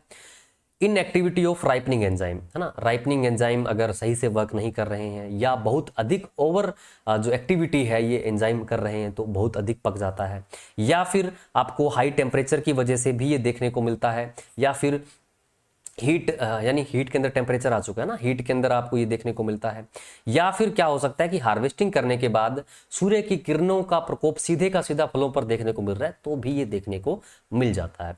तो ये कुछ इसके अंदर महत्वपूर्ण कारण है। इसमें इनएक्टिविटी ऑफ राइपनिंग एंजाइम ये आपको याद रखना है, और हाई टेम्परेचर ये आपको मेनली याद रखना है, इसकी वजह से ये देखने को मिलता है। सबसे ससेप्टेबल वैरायटी आपको बताई थी, सबसे ससेप्टेबल वैरायटी कौन सी है? तो सबसे ससेप्टेबल वैरायटी तो अल्फांजो है। इसके अलावा ये ओलार के अंदर भी देखने को मिलता है, और तोतापुरी जो वैरायटी है इसके अंदर भी ये देखने को मिलता है। तो अल्फांजो वैरायटी सबसे ज्यादा एक्सपोर्ट होती है। तो अल्फांजो वैरायटी के अंदर एक्सपोर्ट में मेजर प्रॉब्लम कौन सी है? तो अल्फांजो के एक्सपोर्ट में मेजर प्रॉब्लम यहाँ पर स्पॉन्जी टिश्यू है, ये बात आपको याद रखनी है। रेसिस्टेंट वैरायटी कौन कौन सी है? रत्ना है, अर्का अरुणा, अर्का पुनीत, अर्का अनमोल, अर्का वाली सारी है ना, और रत्ना वैरायटी है। तो ये बात आपको याद रखनी है। स्पॉन्जी टिश्यू विकार इंपॉर्टेंट विकार है, ठीक है, क्लियर। चलिए बढ़ते हैं आगे। नेक्स्ट है यहाँ पर अल्टरनेट बीरिंग। इसको बाइनियल बीरिंग भी बोल दिया जाता है, इसको इरेगुलर बीरिंग भी बोल दिया जाता है। हिंदी में इसको क्या बोल दिया जाता है? एकांतर फलन भी बोल देते हैं। हिंदी से आप इंग्लिश से नहीं समझ पा रहे हैं तो हिंदी से समझ गए होंगे। अल्टरनेट, एक छोड़कर एक, एक छोड़कर एक, यानी एक साल तो आपके अंदर आप जो मैंगो का जो ऑर्चार्ड उसके अंदर प्रोडक्शन बढ़िया होता है, और दूसरे साल प्रोडक्शन बहुत कम होता है या फिर होता ही नहीं है। इसको क्या बोल दिया जाता है? अल्टरनेट बीरिंग या फिर एकांतर फलन बोल दिया जाता है। 2 साल में एक बार हो रहा है इसलिए इसको क्या बोल देते हैं? बाइनल बीरिंग बोल देते हैं। रेगुलर नहीं हो रही इसलिए इसको क्या बोल दिया जाता है? इरेगुलर बीरिंग बोल देते हैं। जिस टाइम आपको प्रोडक्शन देखने को मिलता है, जिस टाइम आपको हैवी क्रॉप देखने को मिलता है, उसको क्या बोल दिया जाता है? ऑन ईयर बोल देते हैं। या जिस समय आपको क्रॉप नहीं देखने को मिलता है तो उसको यहाँ पर क्या बोल दिया जाता है? ऑफ ईयर बोल दिया जाता है, ठीक है। इसके लिए कारण यहाँ पर कई सारे हैं। जेनेटिकल रीजन भी देखने को मिलते हैं, कुछ कार्यकी कारण भी देखने को मिलते हैं, कुछ वातावरणीय कारक भी देखने को मिल जाते हैं, पोषक तत्वों से संबंधित कारक जो हैं ये भी इसके लिए उत्तरदायी देखने को मिलते हैं। क्लियर। तो अल्टरनेट बीरिंग है। इससे बचने के लिए हम क्या करते हैं? तो स्मजगिंग जो है ये किया जाता है। स्मजगिंग क्या होता है? आम का जो ओरचार्ट होता है उसके नीचे हम यहाँ पर क्या देते हैं? धुआं दे देते हैं। क्या कर देते हैं? धुआं दे देते हैं। अब धुएं के अंदर क्या होगा? कार्बन होगा। कार्बन होगा तो जाहिर सी बात है जब प्रकाश संश्लेषण होगा तो ज्यादा कार्बन देखने को मिलेगा। ज्यादा कार्बन देखने को मिलेगा तो उसके अंदर जो फलन है वो भी यहाँ पर क्या देखने को मिलेगा? अधिक देखने को मिलेगा। इसके अलावा हम पेक्लाब्यूट्राजोल जो है इसका भी उपयोग कर लेते हैं। हालांकि मैंने आपको ये इसके अंदर बता दिया था पीजीआर के अंदर। पेक्लाब्यूट्राजोल या जिसको कोलतार या जिसको P333 के नाम से भी जानते हैं, लगभग 5 से 10 ग्राम जो मात्रा है इसकी प्रति किलो, प्रति जो गड्ढा है, प्रति प्लांट का जो पौधा उसके अंदर मिलाते हैं, उससे हमें क्या है? फलन जो है ये बढ़िया देखने को मिलेगा। तो पेक्लाब्यूट्राजोल का उपयोग कर सकते हैं। स्मजगिंग जो है इसका उपयोग किया जा सकता है। क्लियर। चलिए इसके बाद आता है फ्रूट ड्रॉप। आम के अंदर फल झड़ने की समस्या भी काफी ज्यादा देखने को मिलती है। ससेप्टेबल वैरायटीज यहाँ पर कौन कौन सी है? जैसे लंगड़ा है, काफी ससेप्टेबल वैरायटी है। इसके अलावा दशहरी के अंदर भी ये देखने को मिलता है। 3 प्रकार का फ्रूट ड्रॉप जो आम के अंदर होता है, इसमें पिन हेडेड ड्रॉप है। जैसे ही फ्रूट सेट हुआ है उस दौरान ही आपको जो फ्रूट ड्रॉप है ये देखने को मिलता है। दूसरा फ्रूट ड्रॉप जो है ये आपको पोस्ट सेटिंग ड्रॉप देखने को मिलता है, यानी एम्ब्रियो डेवलप होना शुरू हो चुका है, फ्रूट सेट हो चुका है, उसके बाद आपको ये ड्रॉप देखने को मिलता है। और तीसरा जो ड्रॉप है ये यहाँ पर काफी सीवियर होता है, मई मंथ ड्रॉप। इस दौरान फ्रूट जो है अच्छे खासे डेवलप हो जाते हैं और ये ड्रॉप हो जाते हैं, तो इससे काफी ज्यादा लॉस जो है ये देखने को मिलता है। ये होता है मई मंथ ड्रॉप, ठीक है। इससे बचने के लिए हम क्या करेंगे? तो पीजीआर में बताया था, इससे बचने के लिए NAA या फिर 2,4-D जो है इसका उपयोग किया जाता है। NAA का 100 ppm उपयोग कर लेते हैं, है ना। LR या B9 का उपयोग जो है कर लिया जाता है। 100 ppm नहीं, LR या फिर B9 का 100 ppm का उपयोग कर लिया जाता है। 20 ppm NAA का उपयोग कर लिया जाता है, और या फिर 2,4-D जो है इसका 10 ppm उपयोग कर लिया जाता है। 2,4-D जो है इसका यहाँ पर कितना उपयोग कर लेते हैं? 10 ppm जो है इसका उपयोग कर लिया जाता है। तो अगर हम इसका एप्लीकेशन करते हैं तो फ्लावर फ्रूट ड्रॉप जो है आपको नहीं देखने को मिलता है। सबसे ससेप्टेबल वैरायटी कौन सी है? लंगड़ा है, ठीक है। इसके बाद है झुमका या क्लस्टरिंग, है ना, झुमका गिरा रे, तो यानी झुमका यहाँ गिरेगा। कहने का मतलब है कि फ्रूट सेट हुआ नहीं, पी स्टेज पर पहुंचा नहीं फल, कि फ्रूट क्या हो जाता है, ड्रॉप हो जाता है।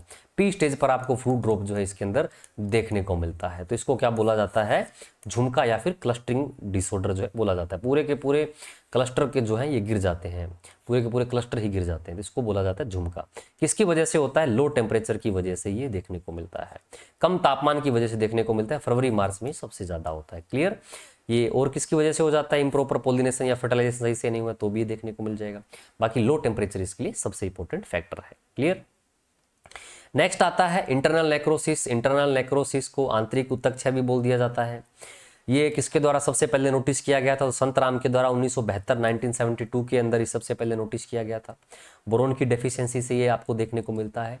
हाईली सेप्टिबल जो वेराइटी है, सबसे ज्यादा संवेदनशील किस्म समय ये यहाँ पर कौन सी है, दशहरी है। और वेराइटी जिसके अंदर बिल्कुल भी समस्या नहीं देखने को मिलती इंटरनल नेक्रोसिस की, आंतरिक उत्तक की, तो ये यहाँ पर कौन सी है, लंगड़ा है। क्लियर, याद रखना है। इसके बाद है लीप स्कोर्चिंग। लीप के अंदर स्कोर्च के जो सिम्टम्स है देखने को मिलते हैं, ये क्लोराइड की टॉक्सिसिटी की वजह से देखने को मिलता है और पोटेशियम की डेफिशिएंसी की वजह से आपको देखने को मिलता है। लीफ जो है इसमें स्कोर्च के सिम्टम देखने को मिलते हैं।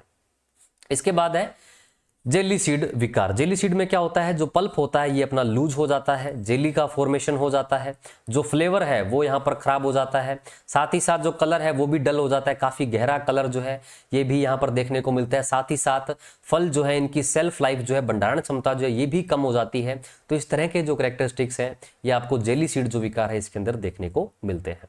सबसे पहले इसे किसके द्वारा डिस्क्राइब किया गया था कि आम में इस प्रकार का विकार है, तो ये वान लेवेल्ड और उनके साथी स्मिथ के द्वारा ये सबसे पहले डिस्क्राइब किया गया था। क्लियर। ससेप्टेबल वैरायटीज में बात करें तो अमरपाली इसके लिए ससेप्टेबल है, दशहरी भी इसके लिए ससेप्टेबल है, लेकिन सबसे ससेप्टेबल जो वैरायटी है वो यहाँ पर कौन सी है, तो ये है आपकी टॉमी एटकिंस। क्लियर, ये बात आप अच्छे याद करेंगे, टॉमी एटकिंस। इनमें हो सकता है ना पूछे, लेकिन टॉमी एटकिंस आपकी सबसे ससेप्टेबल वैरायटी है।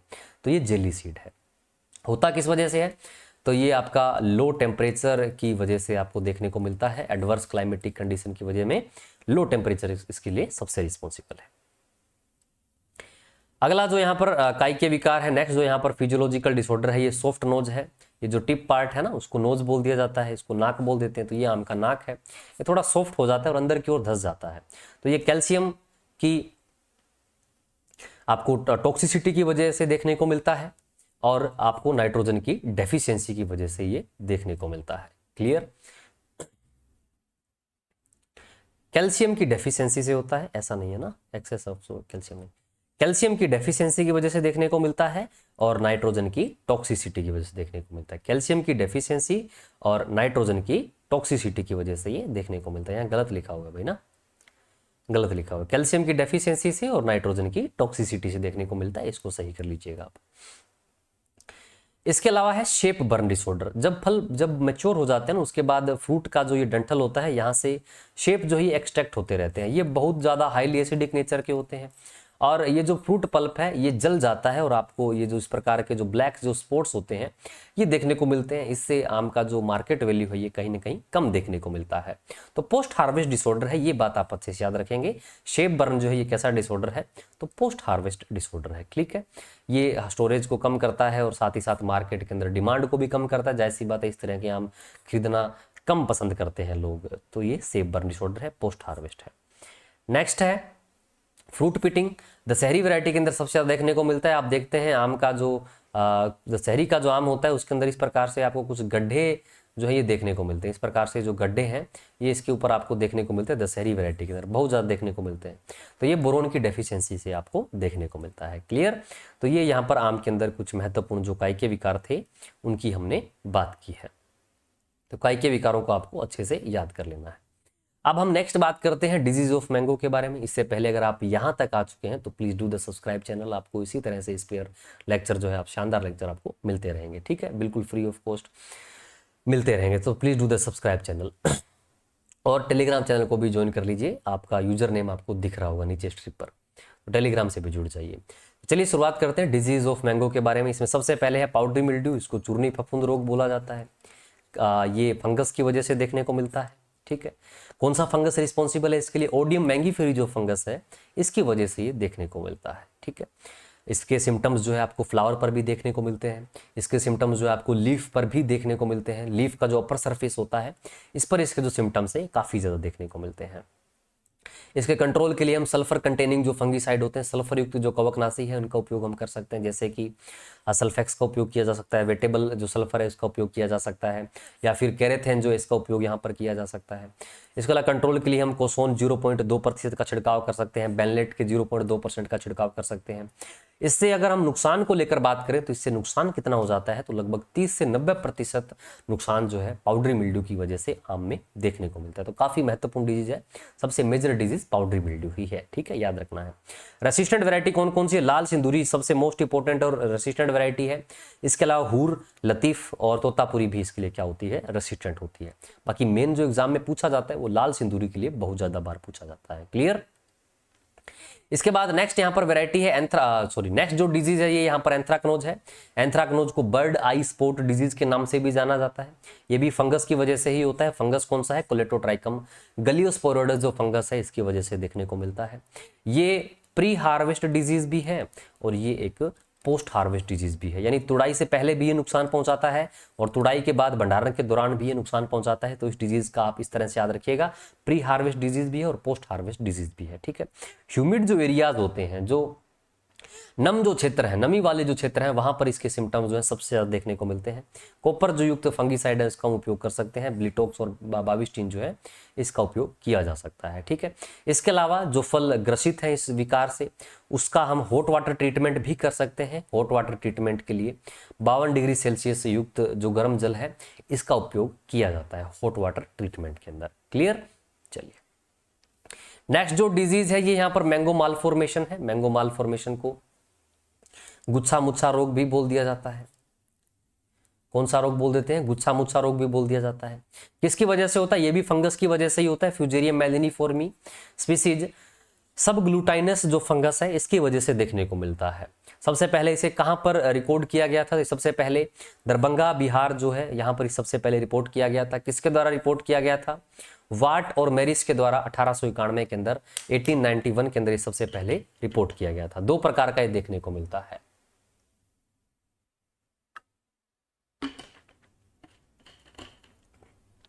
एक वेजिटेटिव मालफॉर्मेशन होता है और दूसरा फ्लोरल मालफॉर्मेशन होता है। वेजिटेटिव मालफॉर्मेशन में देखो क्या होता है, जहां पर ये सबसे ज्यादा आपको नर्सरी के अंदर देखने को मिलता है। पहली बात तो नर्सरी में देखने को मिलता है, जहां पर आपकी वेजिटेटिव ग्रोथ होनी थी वहां पर वेजिटेटिव ग्रोथ होती नहीं है ना, और लीफ क्या हो जाती है? छोटी हो जाती है, तो इसको वेजिटेटिव मालफॉर्मेशन बोल दिया जाता है। फ्लोरल मालफॉर्मेशन क्या है? जहां पर फ्लावरिंग होनी थी वहां पर फ्लावरिंग होती नहीं है, फूल गुच्छे में आ जाते हैं और वेजिटेटिव ग्रोथ ज्यादा होने लग जाती है। इसको क्या बोला जाता है? फ्लोरल मालफॉर्मेशन बोला जाता है। तो दो प्रकार के फ्लोरल मालफॉर्मेशन है इसमें। वेजिटेटिव मालफॉर्मेशन जिसको बंची टॉप भी बोला जाता है, याद रखिएगा, केले से रिलेटेड बात नहीं हो रही। आम के अंदर भी बंची टॉप होता है जो कि वेजिटेटिव मालफॉर्मेशन है आम के अंदर, ठीक है। इसके अलावा इसमें फ्लोरल मालफॉर्मेशन भी है। पूछ ले कि सबसे हानिकारक मालफॉर्मेशन कौन सा होता है, तो वेजिटेटिव मालफॉर्मेशन सबसे नुकसानदायक होता है क्योंकि नर्सरी में ही हो जाता है ये, जिसकी वजह से प्लांट आगे चल ही नहीं पाता है। फ्लोरल मालफॉर्मेशन होगा, ठीक है, कोई दिक्कत नहीं, कुछ फूल फल नहीं देंगे लेकिन प्लांट चल तो रहा है ना, तो ये वेजिटेटिव मालफॉर्मेशन सबसे ज्यादा नुकसानदायक होता है। बॉम्बे ग्रीन जो है सबसे ससेप्टेबल वैरायटी है, याद रखना है। रेसिस्टेंट वैरायटी कौन कौन सी है? बहादुरन है, इलायची है, मंजरी है, अलीब है और रातुल है। ये कुछ किस्म है जो कि रेसिस्टेंट होती है मैंगो के अंदर मालफॉर्मेशन के लिए। इसके अलावा NA जो है इसके 200 ppm का स्प्रे किया जाता है, तो ये आपको याद रखना है। क्लियर? इसके अलावा मैंगो के अंदर रस्ट भी देखने को मिलता है, रोली रोग भी देखने को मिलता है। एल्गी की वजह से होता है, ये सेवाल की वजह से देखने को मिलता है। कौन सा सेवाल इसके लिए रिस्पॉन्सिबल है? सेफालोरोसिस माइकोडोस जो है ये इसके लिए रिस्पॉन्सिबल है। चाय के अंदर भी ये रस्ट करता है, गुआवा जो है इसके अंदर भी ये रस्ट करता है ना, आम के अंदर भी ये रस्ट करता है। सबसे पहले इसको कहां पर रिपोर्ट किया गया था? तो श्रीलंका के अंदर पार्क के द्वारा रिपोर्ट किया गया था 1932 के अंदर, याद रखना है। कंट्रोल जो है कॉपर ऑक्सीक्लोराइड के 0.3% का अगर हम छिड़काव कर देते हैं तो इसका जो नियंत्रण है ये यहाँ पर हो जाता है। क्लियर? चलिए इसके अलावा मैंगो के अंदर कैंकर बीट डिजीज जो है देखने को मिलता है, बैक्टीरिया की वजह से होता है। जेंथोमोनास कंपेस्ट्रिस पैथेवर मैंगीफेरी जो बैक्टीरिया है इसकी वजह से देखने को मिलता है। ससेप्टेबल वैरायटीज में बेनासन है, खास खुलास है, इसके अलावा तोतापुरी है, ये कुछ वैरायटी है। रेसिस्टेंट में जैसे किशनभोग है, जहांगीर है, फजली है और स्वर्ण रेखा है। तो इनको याद करने की जरूरत नहीं है आपको, आप इसमें जो जो काइके विकार जो कोजल ऑर्गेनिज्म है उसको आप अच्छे से याद कर लीजिए। क्लियर। चलिए अब हम यहाँ पर बात करते हैं आम के अंदर मेजर जो इंसेक्ट हैं वो यहाँ पर कौन कौन से हैं। तो इसमें सबसे पहले आता है मैंगो लीफ होपर, इसको आम का फुदका बोला जाता है। क्या बोला जाता है इसे? आम का फुदका बोला जाता है। सबसे मोस्ट इंपोर्टेंट, सबसे मेजर डिवास्टेटिंग जो इंसेक्ट है आम के अंदर वो यहाँ पर कौन सा है? तो ये मैंगो लीफ होपर ही सबसे ज्यादा नुकसान पहुंचाता है। जूलॉजिकल नेम क्या है इसका? अमरिटोडस एटकिंसोनाई। और इसका दूसरा स्पीसीज भी है इडियोस्कोपस नेवीपार्कस, लेकिन सबसे ज्यादा जो नुकसान पहुंचाता है ये यहाँ पर कौन सा है? ये है एमरिटोडस एटकिंसोनाई। ठीक है, सबसे ज्यादा जो इसका जो नुकसान है वो यहाँ पर आपको फ्लावरिंग पीरियड के दौरान ही देखने को मिलता है। जब आम पुष्पन अवस्था के अंदर होता है उस समय इसका जो नुकसान है सबसे ज्यादा देखने को मिलता है। डैमेजिंग जो स्टेज है, जो इसकी नुकसान पहुंचाने वाली जो अवस्था है लीफ होपर की, वो यहाँ पर कौन सी है? निम्फ भी है और अडल्ट भी है। निम्फ लार्वा ही होता है ना, तो लार्वा भी नुकसान पहुंचाता है और अडल्ट भी नुकसान पहुंचाता है। फ्लावरिंग के दौरान सबसे ज्यादा नुकसान पहुंचाता है। और पूछ ले कि ये क्वेश्चन एग्जाम में आया हुआ है ना, पूछ ले क्या पूछा ही हुआ है ये कि हाई डेंसिटी ऑर्चार्ड के अंदर उच्च घनत्व पर बाग हमने लगाया हुआ है आम का, उसके अंदर कौन से इंसेक्ट का सबसे ज्यादा इंसिडेंस देखने को मिलेगा? तो मैंगो के अंदर लीफ होपर का जो इंसेक्ट है इंसिडेंस है ये सबसे ज्यादा हाई डेंसिटी ऑर्चार्ड में सबसे ज्यादा देखने को मिलता है। क्लियर, याद रखनी है बात को।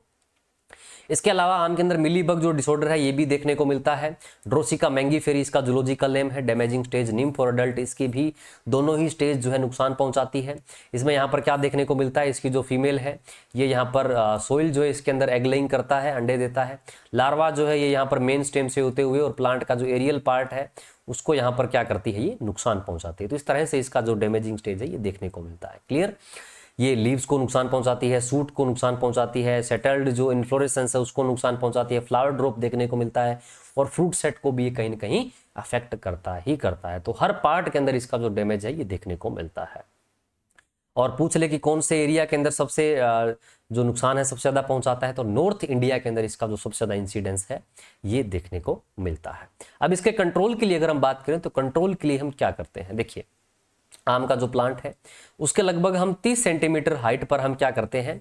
एल्केथेन जो पॉलीथीन होता है, एल्केथेन केमिकल का जो पॉलीथीन होता है उसका लगभग हम 25 सेंटीमीटर चौड़ा, जो लगभग 30 सेंटीमीटर हाइट पर 25 सेंटीमीटर लगभग चौड़ा जो एल्केथेन पॉलीथीन होता है उसको हम क्या कर देते हैं? चारों ओर से बांध देते हैं। इसके जो किनारे हैं, इसके जो एजेस हैं वो हम यहाँ पर किसके द्वारा लेपित कर देते हैं? तो ये हम ग्रीस के द्वारा लेपित कर देते हैं, किसी थिक मटेरियल के द्वारा लेपित कर देते हैं। और जो यहाँ पर एल्केथेन जो पॉलीथीन काम में ली जाती है उसका थिकनेस कितना होता है? तो 400 गेज का जो पॉलीथीन है काम में लिया जाता है। अब ये लार्वा क्या होगा? सोइल से होते हुए आएगा यहाँ पर, तो हमने यहाँ पर देखो थिक लेयर ग्रीस का लगा दिया है तो ये इसके अंदर नहीं पहुंच पाएगा, इसके अंदर फंस के डैमेज होकर ये खत्म हो जाएगा। मान लीजिए ये पार भी कर दिया है इसने, तो आगे हमने एल्केथेन लेयर लगाया हुआ है जिसकी वजह से उस इंसेक्ट का ग्रिप नहीं बनेगा और वो ऊपर नहीं चढ़ पाएगा, जिससे वो नीचे गिर जाएगा। फिर से मान लीजिए कुछ एनर्जी है उसके अंदर और वो ऊपर चढ़ भी जाएगा, तो आगे फिर से हमने एक लेयर को हमने लगा रखा है, तो वो इस लेयर को आगे क्रॉस नहीं कर पाएगा और जो अपना मिलीबग का जो लार्वा है वो एरियल पार्ट में नहीं जा पाएगा और इससे नुकसान भी नहीं होगा। तो इस प्रोसेस को बोला जाता है ट्री बाइंडिंग। क्या बोला जाता है? ट्री बाइंडिंग ट्री बाइंडिंग नहीं है, ये ट्री बाइंडिंग है। क्लियर, याद रखना है। इसके अलावा अक्टूबर मंथ के दौरान हम क्या कर सकते हैं कि जो अपना फील्ड है उसके अंदर हम फ्लडिंग से उस फील्ड को भर सकते हैं, जिससे जो उसके जो लार्वा होंगे वो सारे अंडे होंगे वो सारे क्या हो जाएंगे? खत्म हो जाएंगे। इसके अलावा जो सोइल है उसका हम डीप प्लाविंग कर सकते हैं। जिस समय ज्यादा गर्मी है उस समय हम डीप प्लाविंग करेंगे या फिर हल्का रेकिंग कर देंगे, हल्का खुरेद देंगे जमीन को, जिससे क्या होगा? जो लार्वा है, जो अंडे हैं, ये सोइल के ऊपर सरफेस पर आ जाएंगे, भूमि की ऊपर सतह पर आ जाएंगे। तेज धूप के कारण वो सारे अंडे और लार्वा क्या हो जाएंगे? खत्म हो जाएंगे। तो इस तरह से हम कंट्रोल के अंदर ये कर सकते हैं, फ्लडिंग कर सकते हैं, ट्री बाइंडिंग कर सकते हैं, या फिर हम क्या कर सकते हैं? सोइल का जो डीप प्लाविंग है ये भी कर सकते हैं। क्लियर, तो ये बात आपको यहाँ पर याद रखनी है। अगला जो इंसेक्ट है ये यहाँ पर कौन सा है? मैंगो के अंदर फ्रूट फ्लाई, आम के अंदर अगला जो कीट है ये है यहाँ पर फल मक्खी। आम के अंदर निर्यात के लिए सबसे जो मेजर इंसेक्ट है ये यहाँ पर कौन सा है? फल मक्खी ही है। ठीक है, डाकस या फिर बैक्टोसीरिया डोर्सेलिस इसका जूलॉजिकल नेम होता है। डैमेजिंग स्टेज कौन सी है? मेगट और अडल्ट जो है दोनों ही इसके अंदर नुकसान पहुंचाते हैं। फ्रूट सरफेस को और फ्रूट के पल्प को ये काफी ज्यादा नुकसान पहुंचाते हैं। तो इस मैंगो को अगर हम बाहर भेजेंगे तो वो रिजेक्ट हो जाते हैं, उनको एक्सेप्ट नहीं किया जाता है। है ना। तो जो भी मैंगो हम एक्सपोर्ट करते हैं वो फ्री फ्रॉम किससे होना चाहिए, फ्रूट फ्लाई से बिल्कुल मुक्त होना चाहिए। तो इसके लिए हम क्या कर सकते हैं, हॉट वाटर ट्रीटमेंट जो है ये दे सकते हैं 48 डिग्री सेल्सियस या फिर 49 डिग्री सेल्सियस जो टेम्परेचर का जो पानी है उससे हम हॉट वाटर ट्रीटमेंट देते हैं लगभग 1 घंटे के लिए। इसके अलावा वेपर हीट ट्रीटमेंट भी दिया जाता है, गर्म जो वाष्प होती है उसकी बौछार की जाती है आम के फलों पर, और जो उस वेपर का जो तापमान रखा जाता है, उस वाष्प का जो तापमान रखा जाता है, ये कितना रखा जाता है 43 से लेकर 46 डिग्री सेल्सियस का जो वेपर है इसका ट्रीटमेंट दिया जाता है। ठीक है, इससे क्या होगा, जो लार्वा है, जो फ्रूट फ्लाई है वो क्या हो जाता है, खत्म हो जाता है। इसके अलावा हम यहां पर क्या कर सकते हैं, रेडिएशन जो ट्रीटमेंट है ये भी हम दे सकते हैं। जो विकिरण जो उपचार है इसका उपयोग भी किया जा सकता है। जो गामा रेज जो होती है ना, गामा जो किरणें होती हैं इनका उपयोग किया जा सकता है। कितनी गामा किरणों का उपयोग करते हैं, 0.25 से लेकर 0.75 किलो ग्रे जो गामा किरणें हैं इनका उपयोग किया जा सकता है। ये गामा किरणें क्या करेंगी, जो फ्रूट के अंदर जो फ्रूट फ्लाई उसको क्या कर देगी, खत्म कर देगी। तो इस तरह से इसका कंट्रोल जो है ये किया जा सकता है। क्लियर, याद रखना है। इसके अलावा नेक्स्ट जो इंसेक्ट है ये है स्टोन वीविल। जो फ्रूट फ्लाई है ना वो तो पल्प को नुकसान पहुंचाता है, लेकिन स्टोन वीविल जो है ना इसको बोला जाता है गुठली का घुन। तो ये गुठली के अंदर भी नुकसान पहुंचाता है, गुठली को क्या कर देता है, डैमेज कर देता है। आम के अंदर मेजर जो प्रॉब्लम है ना एक्सपोर्ट में वो क्या है, फ्रूट फ्लाई है। अल्फांजो के अंदर क्या है, स्पॉन्जी टिश्यू है। ओवरऑल फ्रूट्स में क्या है, फ्रूट फ्लाई है। उसके अलावा इंसेक्ट में कौन सा है, स्टोन वीविल है, जिसको गुठली का घुन भी बोला जाता है। इसका जूलॉजिकल नेम क्या होता है, स्टर्नोचेटस मैंगीफेरी। इसके जो सिम्टम्स है ना ये आपको जिग जैग टनल्स के रूप में देखने को मिलते हैं। जिग जैग टनल के रूप में आपको जो सिम्टम्स हैं ये कौन से कीट के देखने को मिलते हैं, तो स्टोन वीविल के देखने को मिलते हैं। अच्छी तरह से याद कर लीजिएगा, ये बात आपको याद रखनी है। जब फल क्या है, मार्बल स्टेज के अंदर होता है, छोटी अवस्था के अंदर होता है, बड़ा हो रहा है, उसको मार्बल स्टेज बोल देते हैं। उस समय फल क्या हो जाते हैं, गिरना शुरू हो जाते हैं। फ्रूट फल जो है ये आपको देखने को मिलता है। ससेप्टेबल वैरायटी जो बहुत ज्यादा ससेप्टेबल है इसके लिए अल्फांजो है, बेंगलोरा है, नीलम है। ठीक है, कंट्रोल के लिए क्या कर सकते हैं, रेडिएशन ट्रीटमेंट दिया जा सकता है, वेपर हीट ट्रीटमेंट दिया जा सकता है। या जो लेट वैरायटीज है ये बहुत ज्यादा ससेप्टेबल देखने को मिलती है, तो लेट वैरायटीज हमें नहीं लगानी चाहिए, अर्ली वैरायटीज को लगाना चाहिए, है ना। तो इन कंट्रोल मेजर्स को उपयोग करके हम आम के अंदर स्टोन वीविल जो है इसका उपयोग जो है ये कर सकते हैं, नियंत्रण जो है कर सकते हैं। तो आज की क्लास के अंदर हमने बिल्कुल जीरो से लेकर एडवांस तक मैंगो क्रॉप जो है इसको डिस्कस कर लिया है। आई होप आपके बिल्कुल भी आपके डाउट्स नहीं रहे होंगे। अगर फिर भी आपका कोई डाउट है तो आप मुझे इंस्टाग्राम पर या फिर इस वीडियो के नीचे कमेंट कर सकते हैं। नेक्स्ट मिलेंगे हम किसी अनदर इंपॉर्टेंट फ्रूट क्रॉप के साथ। तब तक आप स्वस्थ रहिए, मस्त रहिए, पढ़ते रहिए और टेलीग्राम से जुड़ना बिल्कुल भी ना भूलिएगा। Okay, thank you.